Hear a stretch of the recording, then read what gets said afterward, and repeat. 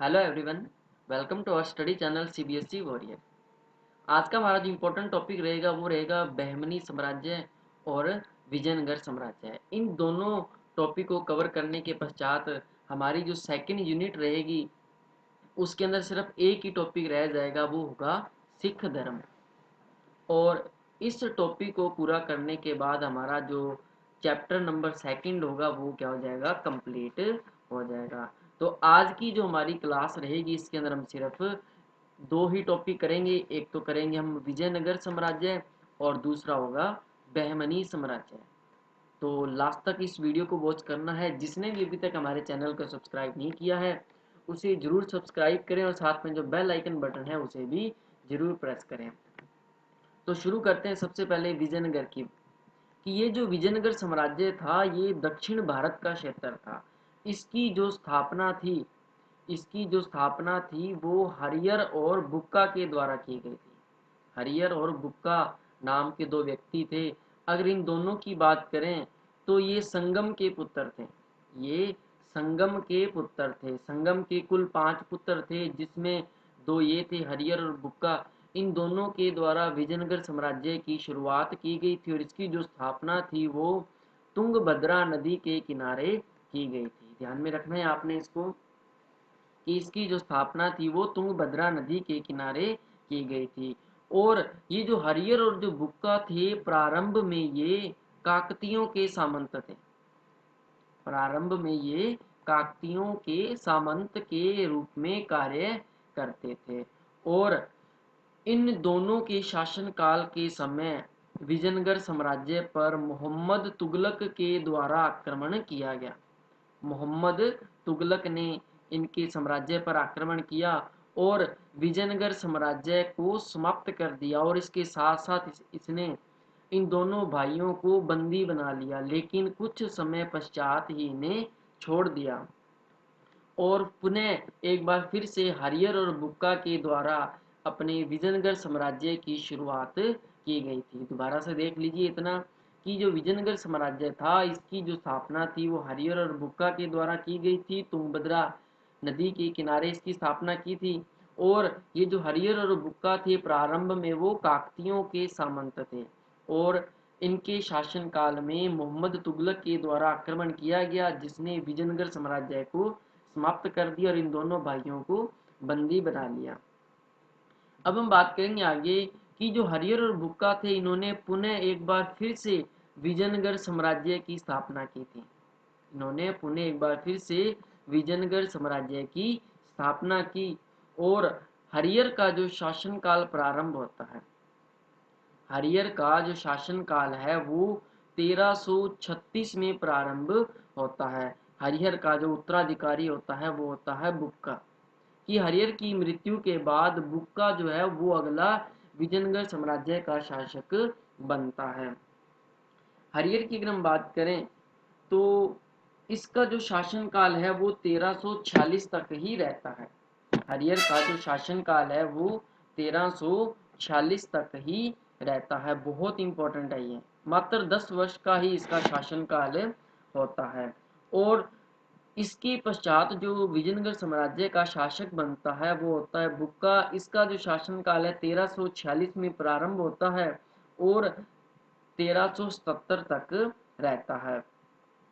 बुक्का की अगर हम बात करें तो इसने अपने शासनकाल में संपूर्ण दक्षिण भारत पर विजय प्राप्त की थी।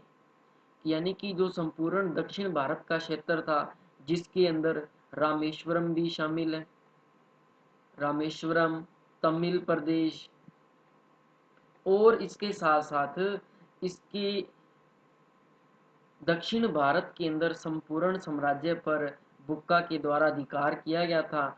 और बुक्का के पश्चात जो अगला उत्तराधिकारी था विजयनगर साम्राज्य का वो हरिहर द्वितीय था। अगला जो उत्तराधिकारी था वो हरिहर द्वितीय था। बहुत ही इंपॉर्टेंट है ये। हरिहर द्वितीय की अगर हम बात करें इसका जो शासनकाल है वो 1377 में प्रारंभ होता है और 1406 ईस्वी तक रहता है।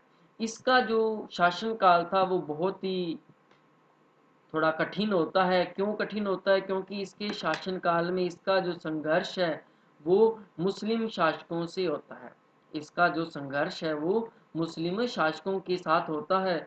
और ये जो हरियर होता है ये शिव का उपासक होता है, यानी कि एक शिव का विरूपाक्ष होता है, उसका स्वरूप शिव के विरूपाक्ष स्वरूप का ये उपासक होता है। बहुत ही इम्पोर्टेंट है। और इसके शासन काल में, हरिहर द्वितीय के शासन काल में, जो विजयनगर साम्राज्य का जो विस्तार है वो बहुत ज़्यादा फैल जाता है, जिसके अंदर मैसूर मैसूर कनारा, त्रिचनापल्ली, ये वो क्षेत्र हैं जिसे हरिहर द्वितीय के द्वारा अपने शासन काल में शामिल किया गया था। इसके पश्चात जो अगला उत्तराधिकारी आता है वो आता है देवराय प्रथम। हरिहर द्वितीय के बाद जो अगला उत्तराधिकारी होता है वो देवराय प्रथम होता है। हमने पीछे पढ़ा था हरिहर द्वितीय, इसके पश्चात अगला उत्तराधिकारी कौन आया? देवराय प्रथम। देवराय प्रथम की बात करें, इसका जो शासन काल है वो 1422 में प्रारंभ होता है और 1426 तक चलता है। और देवराय प्रथम की, सॉरी यहाँ पे थोड़ा सा मिस्टेक हो गया, कि ये जो देवराय प्रथम है इसका जो शासन काल है वो 1406 में शुरू होता है, 1422 तक रहता है। ये जो मैंने शासन काल आपको बताया 1422 से 26 तक का, ये देवराय द्वितीय का है। तो ध्यान में रखना है कि देवराय प्रथम का जो शासन काल है वो 1406 में प्रारंभ होता है, 1422 तक रहता है।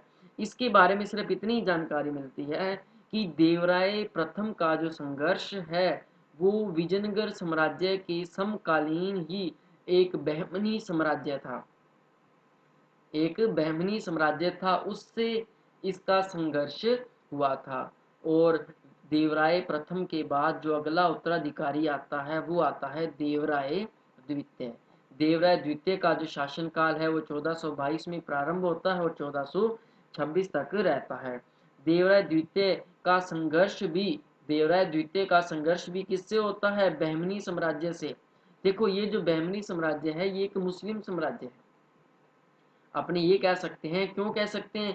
क्योंकि इस साम्राज्य की जो स्थापना थी वो मोहम्मद तुगलक के उत्तराधिकारी के द्वारा की गई थी। वो भी एक मुस्लिम था, एक तुर्क अमीर था, मुस्लिम व्यक्ति था, मुस्लिम शासक था, जिसने विजयनगर साम्राज्य पर आक्रमण किया था। और उस समय वहाँ के शासक थे हरिहर और बुक्का। हमने ये स्टार्टिंग के अंदर कंसेप्ट क्लियर किया था।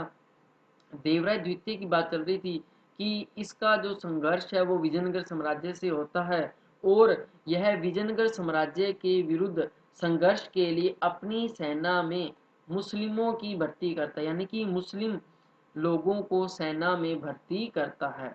बहुत ही इंपॉर्टेंट है, क्योंकि इसका संघर्ष किसके साथ होता है? कि मुस्लिम साम्राज्य के साथ ही होता है। इसलिए ये अपने सेना में मुस्लिम लोगों की भर्ती करता है।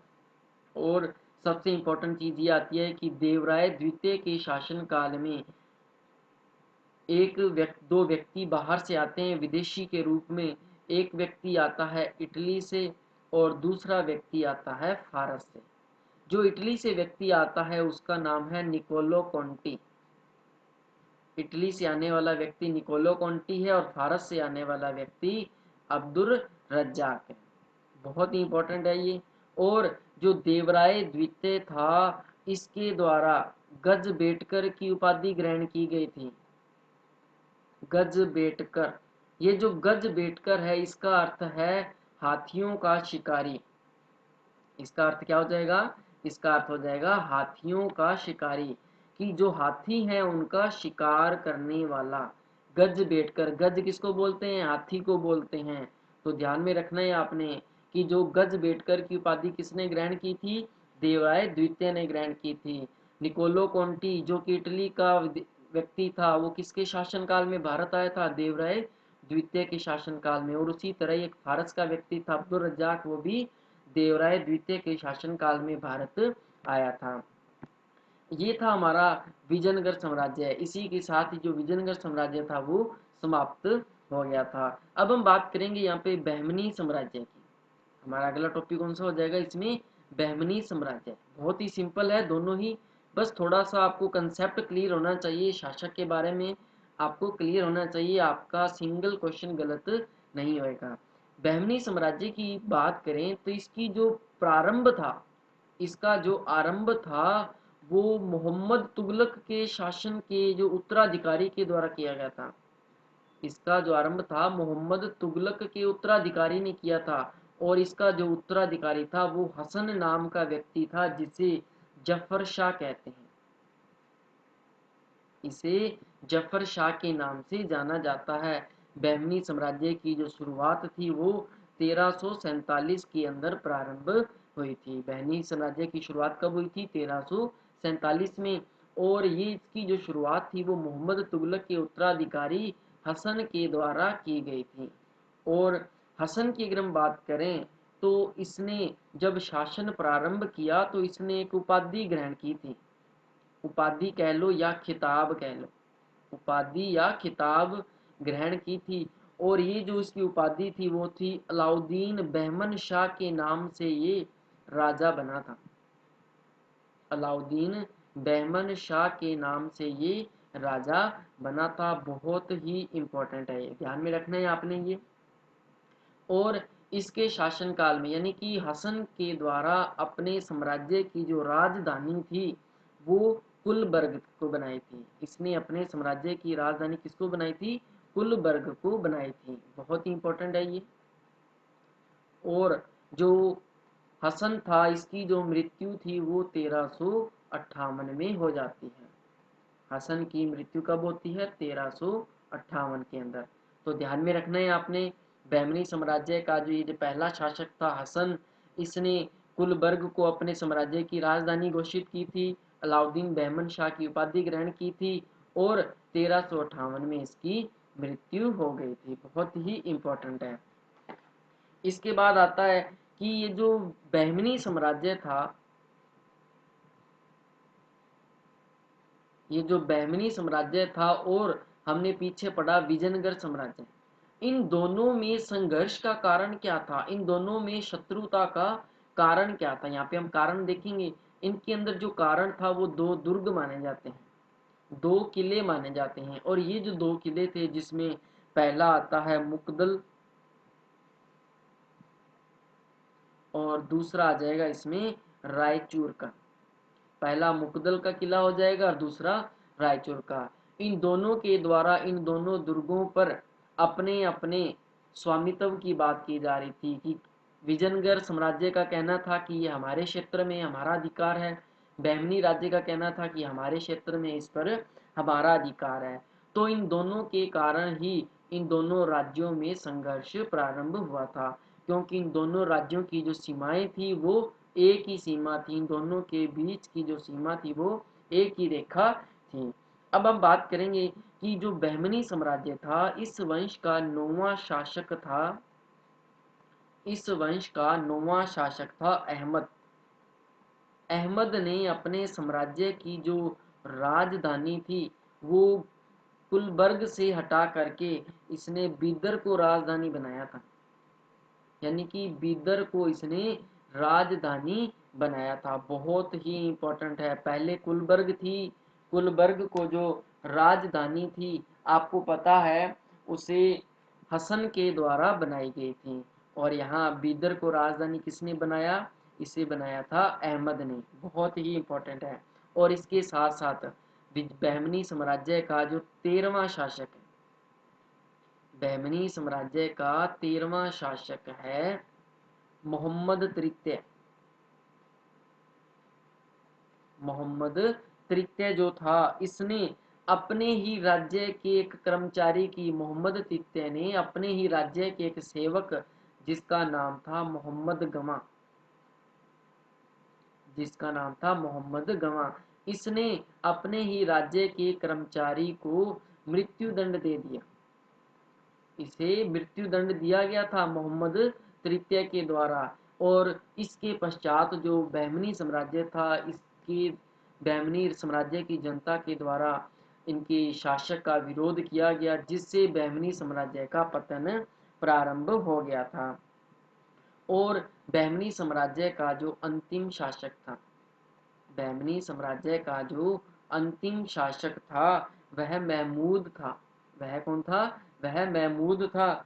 और महमूद के समय ही जो विजयनगर साम्राज्य के 5 राज्यों ने अपने आप को स्वतंत्र घोषित कर लिया था। 5 राज्यों ने स्वयं को स्वतंत्र घोषित कर लिया। क्यों? क्योंकि जो विजय बहमनी साम्राज्य था उसके अंदर चारों तरफ ही हिंसा प्रदर्शन हो रहे थे, और जो बहमनी साम्राज्य के जो सरदार थे, जो अमीर वर्ग थे, उनके द्वारा अपने अपने राज्यों को स्वतंत्र कराने का कार्य प्रारंभ कर दिया था। जिसके अंदर सबसे पहला आ जाएगा इसके अंदर बरार, दूसरा आ जाएगा इसमें बीदर, तीसरा आ जाएगा इसमें बीजापुर। ध्यान में रखना है, बहुत ही इंपॉर्टेंट है।